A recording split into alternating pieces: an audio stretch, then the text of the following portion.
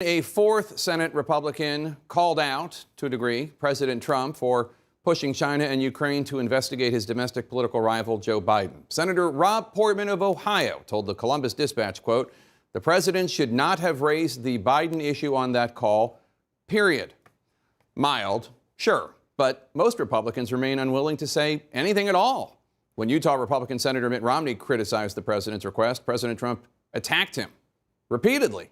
And as CNN's Dana Bash now reports, that attack is now serving as an example to others in the GOP. Most Republicans are so unsure about how to play this, they're in virtual hiding. And the few who are speaking out, well, listen to House GOP leader Kevin McCarthy this morning. You watched what the president said. He's not saying China's investigating. Actually, he did.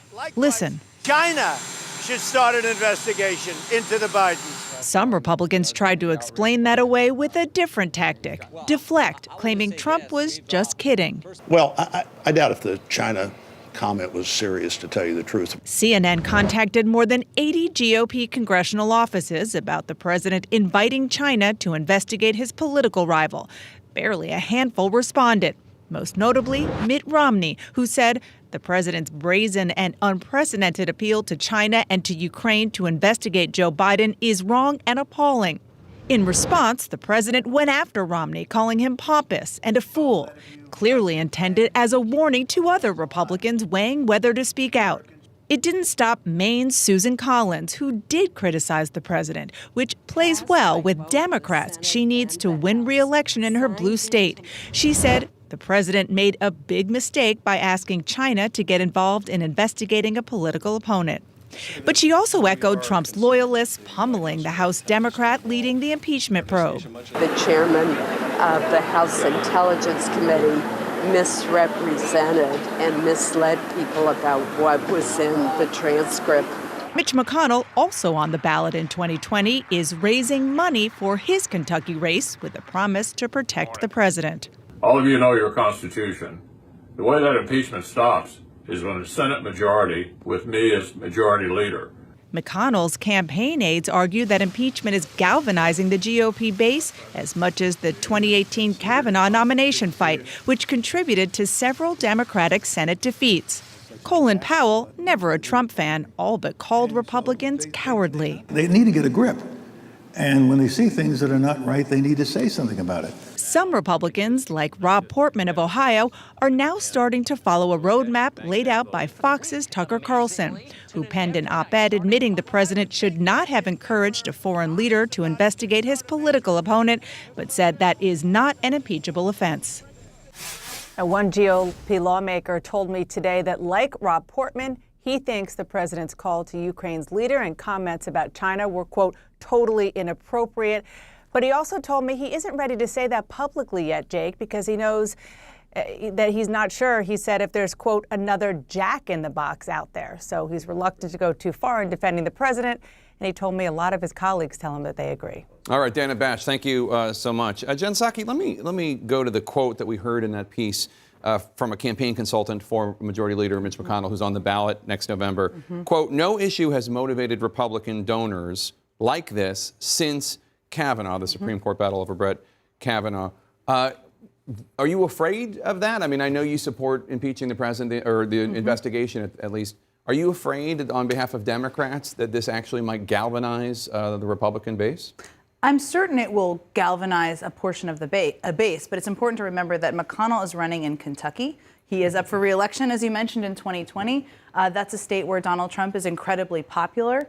I'm not saying it's going to be an easy hurdle for Democrats to defeat him, but Democrats have a pretty good candidate, and they're raising a lot of money on things like selling Moscow Mitch material. So, you know, he's feeling some heat on the ground. What was interesting to me about the story and some of the reporting on this is that they're spending a lot of money on online, which is smart, digitally. It's not the same message that Mitch McConnell is delivering about how he's going to approach the process here, right? He's saying, I'll stop impeachment online, appealing to the base, trying to raise money. But here he's saying, I'll abide by the Senate process.